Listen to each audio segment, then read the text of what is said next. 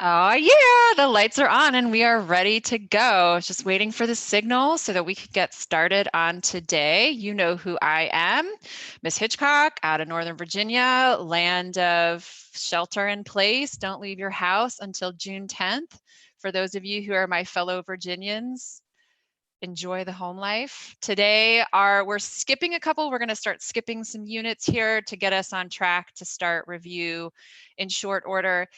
Today we're going to be looking at qualitative resources so that we can explain how special interest groups pressure policymakers to support the perspective or special interest groups' interests. That's a lot of interest there. I can successfully explain the perspective of a passage's author is what we are shooting to be able to walk out of here to do today. So we got to look at that quantitative FRQ that was from last class. Then we're going to shoot over to types of democracy, which is going back to our prereq out of 1.2, do some passage analysis, look at special interest groups, and we'll be walking out of here today being able to describe the author's claim, perspective, evidence, and reasoning. Now that is going to be, we're going to go through the source analysis for very, very quickly. We'll be done by Friday so that when we start on Monday of next week, we can launch right into going back and learning the argumentation FRQ. At least that's what's planned for now. So we'll see how things go. All right, you know what time it is. It's minor factual error corner. And I yesterday asked a question. I think that I found out after we were done with chat that this has been all over the news. So you can tell that I have been working so hard for you that I didn't know this. But the closest thing that we've had to a relief package offered by Congress would be George W. Bush gave $600 to stimulate the economy. So thank you so much to Ethan. You are awesome. Alexander talked about Alaska's permanent fund, which is kind of similar, but we're talking about that from a state level. So there we go. Look, hashtag policy wonks. You guys are amazing. I'm so proud of you. All right. Some more minor factual error. I don't even know what I said last class about who was running in 92, but it's George H.W. Bush. So I think I was focusing so much on whether or not I was getting Dole's name right. You know, I'm just constantly doubting myself. So stressful. All right. Today, great question out of my neighbor to the north. That's Rockville, Maryland, no more than 40 minutes away from here. Hello, Julia. Hello, Miss Kellinger. So you guys were asking about whether or not 92 would be considered a realigning election because of the uptick in third-party support and increased voter turnout. I love the way you think. You're really trying to apply that content. And the answer I would say here is that pretty much across the board, people who have done additional research since V.O. Key and replicating his theorem have said that we have not had a realigning election since '68. We are definitely due for one. It's about 34 years, 32 to 34 years in between each realigning election. We haven't had one in quite some time. And there's some reasons what we could use to explain why that's happened, which we'll start talking a little bit about in the next two classes. But some of the issues that we have here is that, yeah, we had a noticeable increase in voters. We had a noticeable increase in third-party voters, but it had to precede our election, not happen concurrently. So the favorability of Ross Perot as a third-party candidate happened at the same time, and we should have seen that before. The union, if we look back to some of them, you can go ahead and look back to some of the slides from last time, talked a lot about how the slides talked about how Ross Perot found a lot of support out of our union. So that's really interesting to see that. But a critical component here is we didn't see any durable divides in the American public. As a matter of fact, Clinton is going to walk into the 96 election and he's going to offer some very conservative agenda points here, things like a balanced budget initiative, a law and order platform, and small government solutions. So we're not necessarily going to see that out of our Democrats today, and you really wouldn't have seen that out of your Democrats who ran against George W. Bush in 2000. And the Dems also lost control of Congress in the 94 midterms. So for that reason is where we're going to say that there was not a realigning election, but I love the way you're thinking. Keep it up. That's awesome. Back to Maryland again at Havre de Grace High School up in Maryland with Ms. Schmidt. Molly asked us, do we need to cite resources? And the answer is no, you do not. No. You are good to go without any kind of citation. The one thing that I will say is that in the reading, the readers are all reading online now. We scan everything into a computer. And so there is there is the internet. And so just keep in mind that if you go way out there and you don't do a minor factual error, but a major factual error, you could find yourself in hot water, particularly with those foundational docs that you have, which, by the way, I went ahead and I put the foundational docs, they're linked today in the links down in the description. I gave you a big packet that has all of our required documents and some questions for each of them in case you ever need them as an access. I don't know if you have a textbook at home, if it's accessible, but I have that. And then don't freak out because it's a pretty long packet, because in my own classroom, I go beyond just the required Federalist Papers. There's a whole bunch more in there. You can do whatever you want with them. You can read them or not, doesn't matter. All right, so our warm up. Let's start with a review of this graphic organizer. And I got to tell you, to be honest, it took me a minute. Like this is the whole point where you really want to sit and make sure that you're going through and really understanding what's happening. So here we have an X and a Y axis, but it can throw us off because they're color coded. So it feels like, what's happening here. They've given us some indicators that if you are in the black section, that those issues tend to have more support from Republicans than they do Democrats. And the gray section is Democrats over Republicans. But what we have to remember here is that all of these issues were asked to they were asked of voters after they identified whether they were a Democrat or a Republican, how they would prioritize them. So what you see here is a distribution, right? We see that it's going to give you your x-axis is going to be x-axis is Democrats' response and the y-axis is the Republicans' response. So that's how we can kind of separate them out. So slow down and make sure you're really understanding what's going on in these graphic organizers or these charts. So our first question is, what's the issue of that has the greatest percentage of Democrats believing should be a top priority in 2019? So I just kind of looked all the way over to see which one is to the furthest across that x-axis. And the one that goes furthest across the x-axis is healthcare. So what we want to do is we just want to make sure that we repeat our prompt, right? So we're going to say the issue that the greatest percentage of Democrats believe should be a top priority in 2019 is healthcare. Now, I estimated here, but I still had some kind of quantitative earmarker here for that flex, right? So we said more than 75% of Democrats indicate that this is a top priority. Okay. B, describe a difference between Democrats and Republicans on which issues they believe should be a top priority. So we're looking for difference, right? I have to kind of do some comparison here and figure out where they are not in agreement. So I want to make sure that I find the difference for both parties, right? I'm not just saying, well, one of them doesn't like this. They said Democrats and Republicans. I want to make sure that I'm addressing both of them in my response. So the things that are furthest out towards the 100 mark there, which would tell me that it's, not supported by one or the other, is environmental issues, and I'm going to condense these together because environment and climate change are pretty similar. And then I see terrorism, immigration, and crime. And the way that we talk about immigration today on the Republican side often emphasizes issues of legality. So I think that I can kind of put that all together into discussion of criminal justice or something along those lines, or safety issues. So my answer here is the biggest difference, again, repeating our prompt, between Democrats and Republicans on which issues should be a top priority can be found in environmental issues and public safety. So that's my position, that's my answer, right? And now I need to describe it. So remember, describe means I have to go back and I have to illuminate all the heavy lifting and show the reader that I can decipher what's going on that graphic organizer, that text. So about almost 75% of Democrats are concerned about climate change and the environment compared to 25. So comparison, right? I'm showing the disparity. Republicans rank concerns with terrorism up near 75% and crime around 50, while only 50% of them see this as a right? I noticed that kind of the further we get into the dark red or the dark blue, we're getting more conservative or more liberal, respectively. So I feel like a logical thing that I can talk about here that is informed by the data in front of me, that I don't have to go outside of the data to make that inference, has to do with political ideology. So I want to make sure that I bring ideologies back into my answer.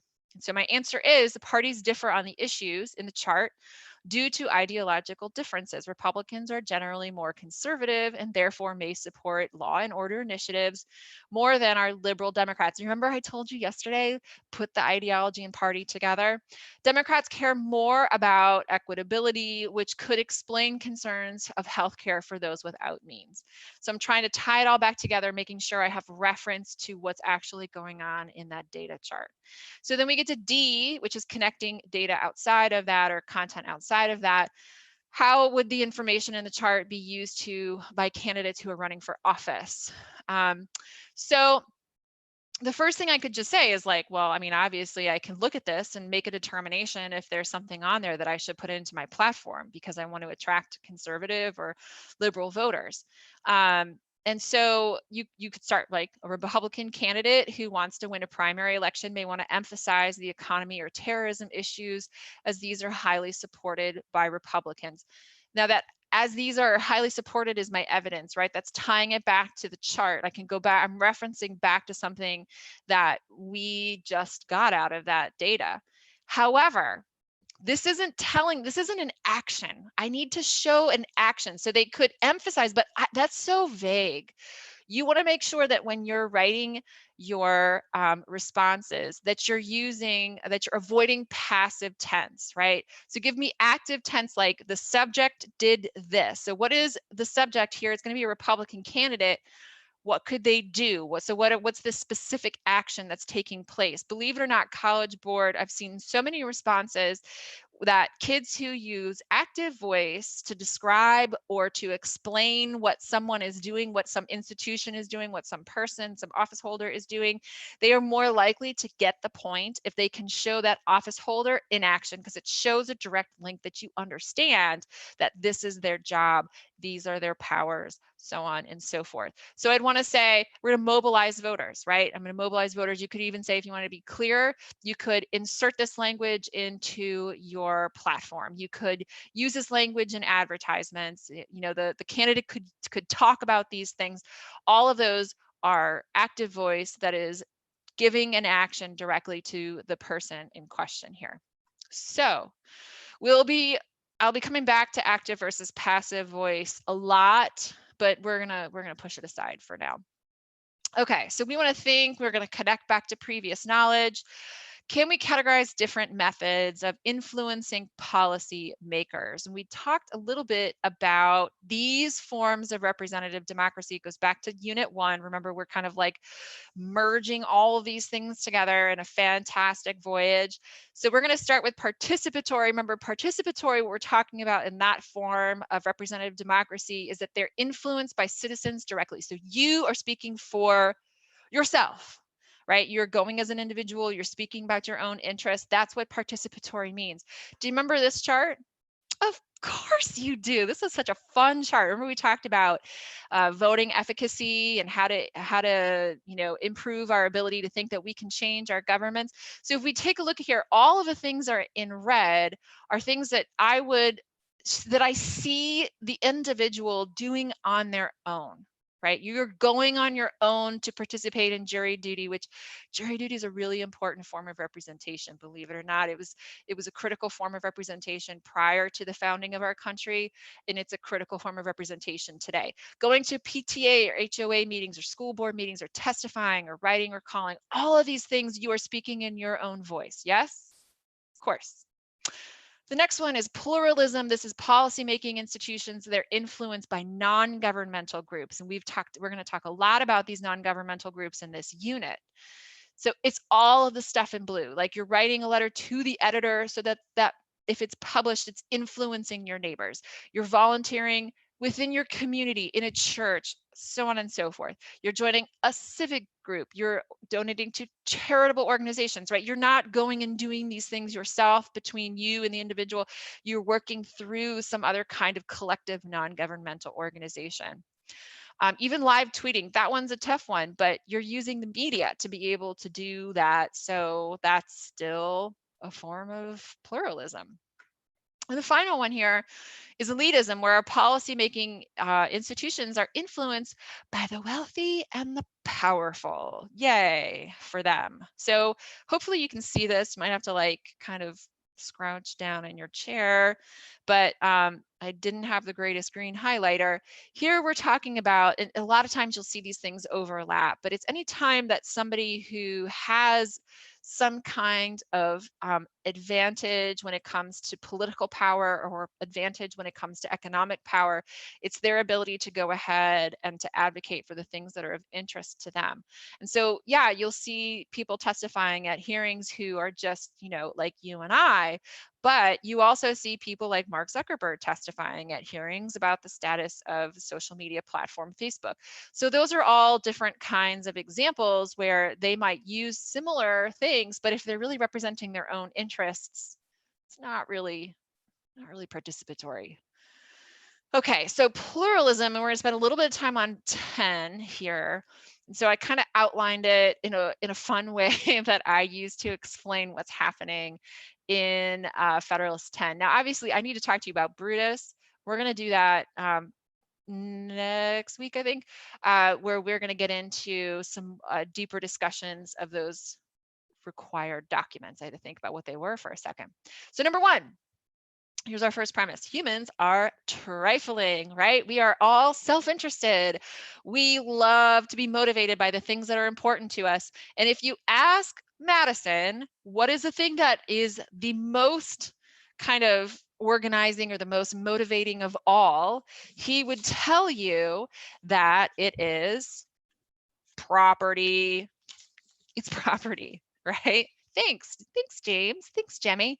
So yeah, it's that's it. Property distribution is the most common source of us arguing with each other.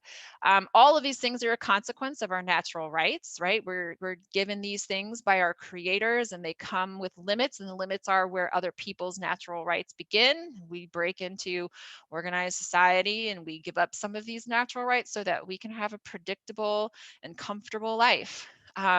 But Madison admits factions destroy what this government is intended to create, and that is a space for liberty. It's technically ordered liberty, but we're getting ahead of ourselves there. So liberty is to faction what air is to fire, an ailment without which it instantly expires. Oh, what am I doing? Jemmy should be telling you about this. Jemmy, get out here. All right, so but it could not be less a folly to abolish liberty, which is essential to political life because it nourishes faction, than it would be to wish the annihilation of air, which is essential to animal life because it imparts fire, its destructive agency. He's so dramatic. Oh my God, Jemmy, you're just whatever. Okay, so we get it. Factions are bad. They make us argue, they make us fight, they make us hurt each other. And so he says, could government destroy all of these things? And the answer is, of course they could, or they could make us have the same opinion. But that is a tyrannical government, isn't it? Isn't it? We don't want that. So we want instead, and he goes on to say, and this is one of those famous quotes that we frequently hear, right? So Jemmy's going to come back out. I got to peek around the corner. Sorry, I'm going to try to hide myself. By faction, I understand a number of citizens, whether amounting to a majority or a minority of the whole, who are united and actuated by some common impulse or passion, or to the permanent aggregate interest of the community. There are two methods of curing the mischiefs of faction. One, by removing its causes. Oh my God, please don't do that. That would be horrible. Or the other is controlling its effects. That would be bad too, because that's like giving us all the same opinion. And I'm sorry, you don't want my opinion. There are again two methods of removing the causes of faction, the one by destroying the liberty which is essential to its existence, and the other by giving every citizen the same opinions, the same passions, and the same interests. Y'all want to come over and garden with me? Because that's my interest. Or you could come read. That's like, that's it. I am a two-trick pony. Okay, so He says, no, none of that, right? So the best way to minimize is through a federal republic.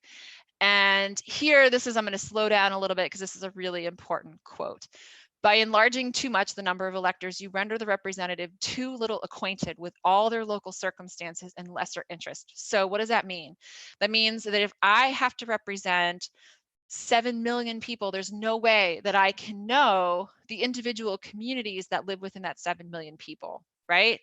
If it's too little to fit or comprehend or pursue great, and too little fit to comprehend and pursue great and national objects. The federal constitution forms a happy combination of the both in both respect, the great and aggregate interest being referred to national and local particular to the state legislature. So here we have this ability to be able to represent, to have cozy representation for the issues in which government is most likely to be tyrannical, and that has to do with policing powers, that's setting standards of health, safety, education, and morality. That's where we tend to see most tyranny, at least according to Madison, right? And so we leave that to a federal system, but these things that require coordination, things like economics and other things, we're going to leave that to this system that he creates. That's really quite amazing. In a republic, what he's doing is he's taking these factions that control at the local level and he's diluting them in various levels of government, right? So the first time they're diluted is when they're taken out of their community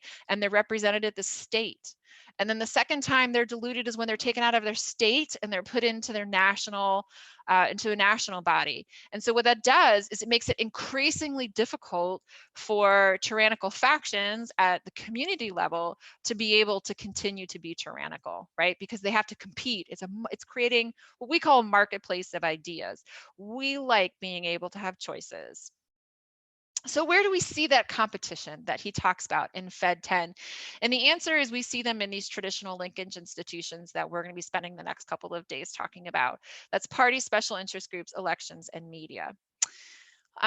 There is a difference between parties and special interest groups. You should know, we've already given the definition. Parties are non-governmental organizations of people with similar political ideologies and policy goals organized to present candidates that will win office.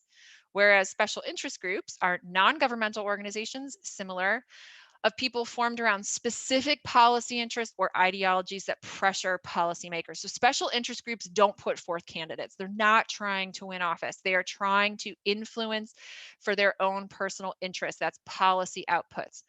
So a logical question you might have is, can't we see participatory and elitist theories working through linkage institutions? And the answer is, yeah, I mean, of course you can, right? It depends on the kinds of things that we're observing. Think back to that review that we did with our list of ways in which people can engage the government, right? However, when we kind of like come back down to this, and you may want to spend a little bit more time on this. And the one thing I'll say is I got a little rushed for time. Hyperpluralism is something that maybe you see it in your book, but if you know it, it's just a bonus, right? Good for you, you know it. We really focus on participatory pluralism and elitism, and that's pretty much it. So the goal of participatory is to increase participation. Citizens are active. We have economic, political, social equality. You might see it in your local HOA, right? All of those things. What are we doing? Marches, volunteering, etc. Pluralism, we're looking to influence as a group, right? To promote diversity. You are more passive because you're not having a constant conversation. You kind of leave that issue of speaking for your interest to whatever that group might be, to a party, to a special interest group, so on and so forth. But you can, lobby, you can give financial aid, you can do policy advocacy, all those different kinds of things. And then elitism, we're talking an even more passive role where the only equality we have is political, in theory. And the goal is to protect property. That's or protect our market and property liberties. And the undergirding of that is primarily through personal contacts and financial handouts. So special interest groups, the nice thing about them is that they're two sides of the same coin here.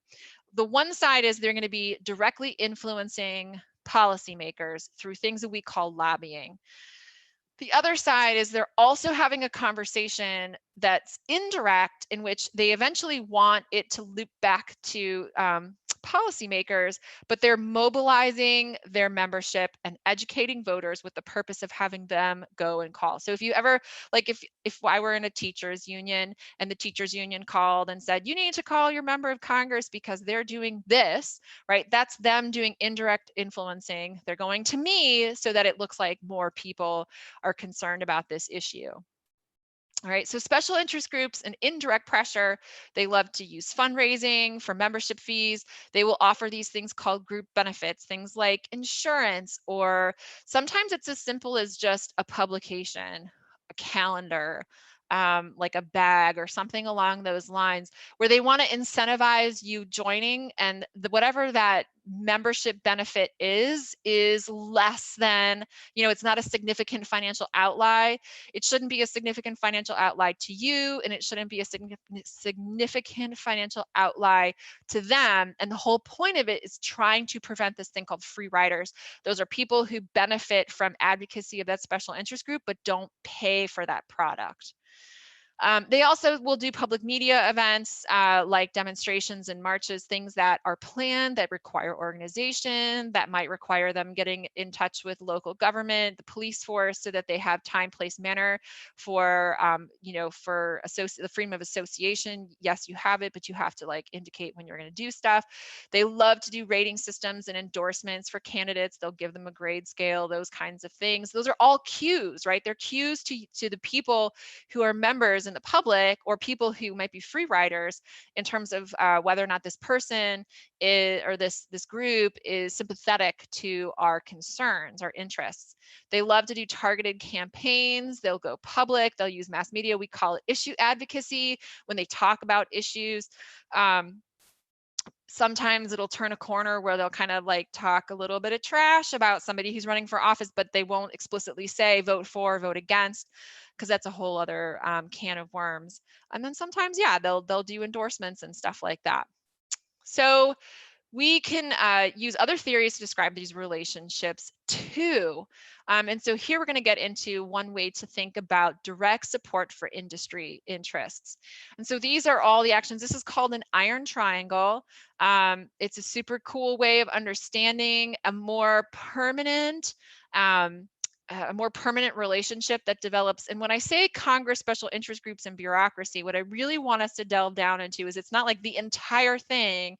They're getting into a very small select group of people. So in Congress, if I am a special interest group for environmental policy, what I really want to do is I want to make sure that I'm hitting up somebody who's in the correct committee. And then not just the correct committee, it's going to be correct subcommittee, because those people control which bills go out on the floor of Congress. So I want to make sure that I'm getting my people placed. So if I feel as though I want to kind of maybe loosen regulations for natural gas drilling, I'm going to want to go to energy and environment committees and make sure that I make some really good friends there. And I'm going to be giving them things like handing off electoral support from my group, maybe the people who work in the natural gas industry. I'm going to provide them industrial data for hearings. I'm going to testify for them. I might even write bills. Yes, anyone can write a bill. I'll do this thing called log rolling, where I'll create a group of sympathetic members who kind of come together for the purposes of passing bills. And in exchange, you want to get that favorable passage of a bill. You want to get favorable oversight that doesn't make you look bad, right? And then once I've identified that subcommittee in Congress, I'm going to want to move over to the bureaucracy and identify an office within a very specific, maybe a department that is going to be doing the same thing. So I would want to go to the Bureau of Mining, perhaps, which is in the Department of the Interior, and ask for them to give me some good kind of regulation that maybe isn't, that benefits me, maybe some leniency. If they're drafting regulations, I might want to be able to comment on those things. And in exchange, maybe I will be able to provide them justify actions and make recommendations and employment opportunities and so on and so forth. So this relationship, it's a symbiotic relationship between these three groups. is what we call our iron triangle. And like I said, it's more permanent. It doesn't really shift as much over time.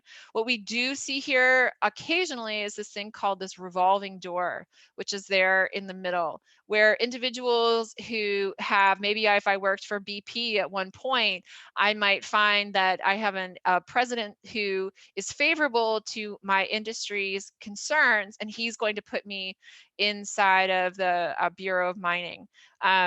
So that kind of speaks to how the relationships are kind of self-serving, right? Because they're getting at the interests of these individuals. A larger, looser, more temporary coalition that might come around just a policy issue is called an issue network. So there we're talking about kind of groups that come together for a moment in time around an issue that they all want to get in there. So we're looking at coalitions of special interest groups who band together.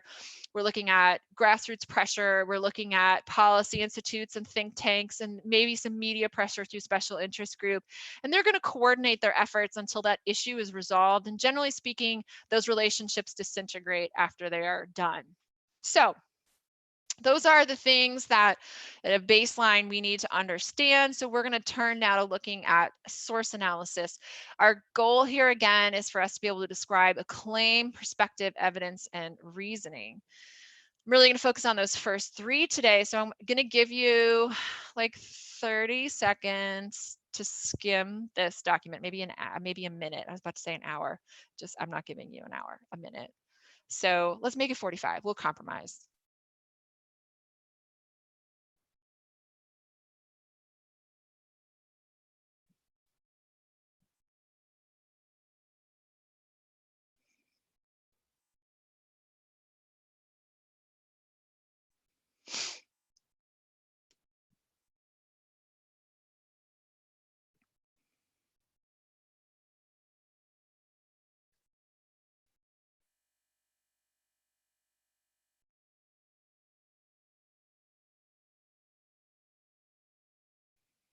Do about 5 seconds more to look at this.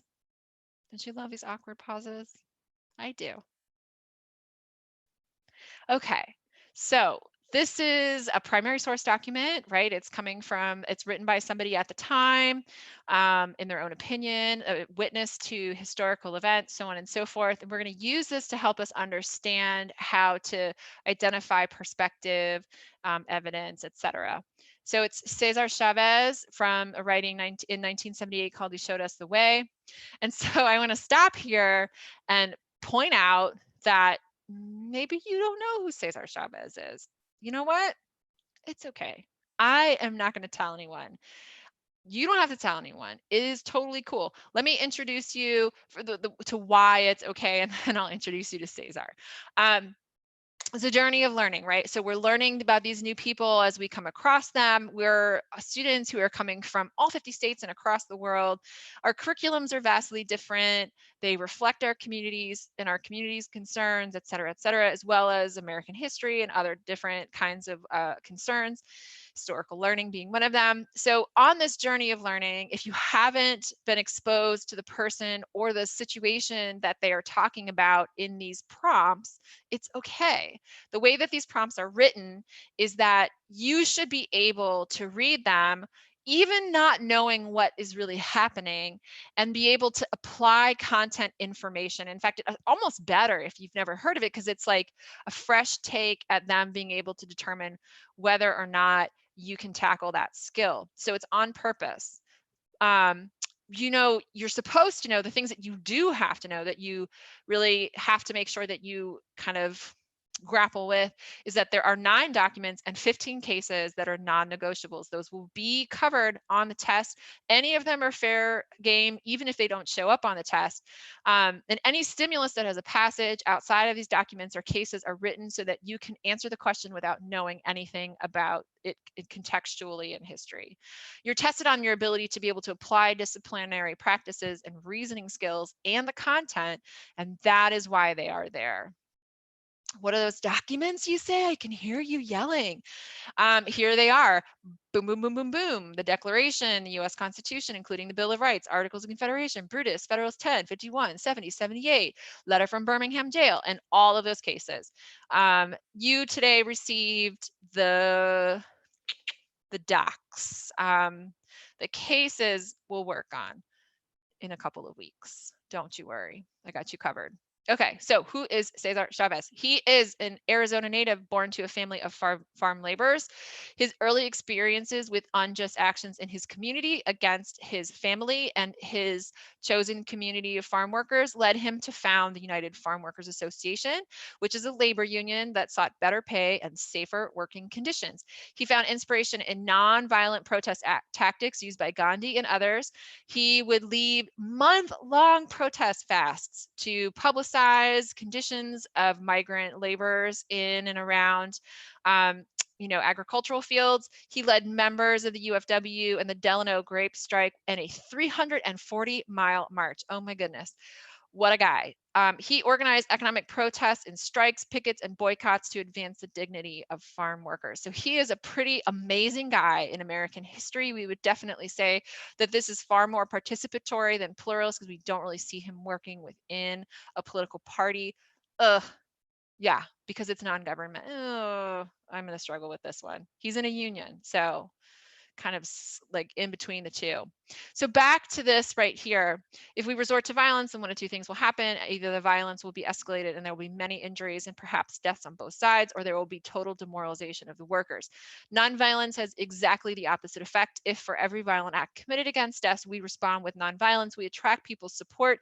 We can gather the support of millions who have a conscience and would rather see a nonviolent resolution to problems. We are convinced that when people are faced with a direct appeal from the poor struggling nonviolently against great odds, they will react positively. The American people and people everywhere still yearn for justice. It is to that yearning that we appeal. When victory comes through violence, it is a victory with strings attached. If we beat the growers at the expense of violence, victory would come at the expense of injury and perhaps death. Such a thing would have tremendous impact on us. We would lose regard for human beings. Then you struggle becomes a mechanical thing. When you lose your sense of life and justice, you lose your strength. Wow, beautiful words. Okay. So we want to go through this and we're really going to look at three things today. We're going to look at the first thing is topic. And so the most important thing that we kind of want to make sure that we contextualize, and I'm sure that this is a skill that a lot of you do, but again, when you're on an AP exam or any other thing that requires you to read a stimulus prompt, or if you're just doing research or whatever it might be, you need to make sure that you really understand what are they talking about. It's a critical skill that I used in my master's in political science. I use it in the classroom when I teach my own kids. Like these are very important foundational skills that are super useful. There's a great word for you. I just lost all my fire. So our topic here is the use of violence by an interest group. That is what he is examining, right? And we want to think about what's his position. So as you're thinking about this, I'm sure you have an answer. We want to remember that the terms claim, position, assertion, or thesis can be used interchangeably in the context of this skill set on this exam. They loosely mean the same thing, but I recognize that there's regional, personal, or practice-based preferences depending on what your teacher has told you in the past. And I know that that can be kind of frustrating. I'm going to address why these things are different in a later video, but not today. Not today, because we're running out of time. Okay. So here is kind of where I'm going to go to for our subject here. And from that, nonviolence protest is preferred to violent protest to seek justice for the poor. That is his position, right? So now we need to find the evidence that we're looking for here. And I'm going to fast forward and make sure while you're thinking about it, that you're thinking of quantitative. I like mixed those up, didn't I? Quantitative, no. Quantitative, which is numerical analysis skill, and qualitative, which is descriptive. We want to make sure that we have evidence from primary, secondary analysis to support any claim we make. I would tell you, I tell this to my students all the time, you cannot support a claim with one piece of evidence. That is not sufficient. When we're doing a quick write, I often ask for at least 3, if not more. We really want to overwhelm, and a well-written paper is going to have, I mean, it depends on the length of the thing, but I would say that if you're writing a research paper in college, you want 40% of your paper to be borrowed ideas that are referenced and cited to add, to add credibility to whatever it is that you're coming up with. That's at a minimum. So that's quite a bit. Okay. So just, put your hat on that. So here's our evidence. We gathered support of millions with have a conscience. If we beat the growers, victory would come at the expense of injury and death. Those are logical conclusions of what might happen. So the evidence that we're looking for here is that violence brings potential injury or death to the community, and nonviolence appeals to those with a conscience. That is what I wanted us to accomplish today. Tomorrow we'll kick out of that into a deeper look in terms of how do we connect that back to their position. But first I want to practice these questions. So I'm going to read it to you. You're going to think about it, come up with the answer. In the process and structure of public policy making, iron triangles refer to A, bargaining and negotiating process between POTUS and Congress. B, dominance of corporate power in the setting of national policy agenda. C, interrelationship between Fed, state, and local. D, networks of congressional committees, bureaucratic agencies, and interest groups. Did you get it? Of course you did. It's D. Of course it is, all day long. Lobbyists try to influence legislators mostly through A, whining and dining, B, orchestrating petition drives and letter writing campaigns, C, placing advertisements in the media, D, threatening to help a legislator's opponent, or E, providing them with information. So think about, what are they doing directly to influence them? And it has to be something that's concrete, right? Whining and dining, I don't know what that is. That's not concrete enough for me. I would imagine that it kind of veers off topic. If we're talking about petitions and letter writing, that's indirect. Persuasive is the persuasive ads are indirect. Threatening, who does that work for? So the answer here is E. All right, so here was what we wanted to be able to do today, analyzing our qualitative resources, looking to see how special interest groups pressure policymakers, practice that perspective from a passage's author. We did it. Hopefully this is helpful. One of the things that I really want to make sure that you see is how interconnected these things are. I mean, I talked about federalism today. I talked about different types of democracy. Like, we're weaving in and out of the curriculum. So this is a review, even if it feels like it's not. And these are all things that could, that they are all interrelated. None of these things operate in a vacuum. So your homework for tonight, should you choose to accept your mission, is to take a look at this lovely prompt and to do the same thing we did, which is topic, position, and evidence. And that is in the PowerPoint that's in the links down below. Yeehaw. As always, we want to know if you're having a hard time with device or internet access. We want you to know that we are here for you. Please legitimately let us know if you or a friend is having a difficult time because they just don't have access to resources. We want to make sure that these great resources are out there. So go to cb.org/tech. Please, please, please level that playing field for us and you and all those people who need it. And thanks for watching, my friends. I mean, once again, we've come to the conclusion of a lovely stay-at-home order learning opportunity that lasted 43 minutes. I hope that you're back here again with me tomorrow for more shelter in place. Don't leave your domicile type learning, where we will be moving on to further into Unit 5. Here are the very few references I have for today, and we'll see you next time.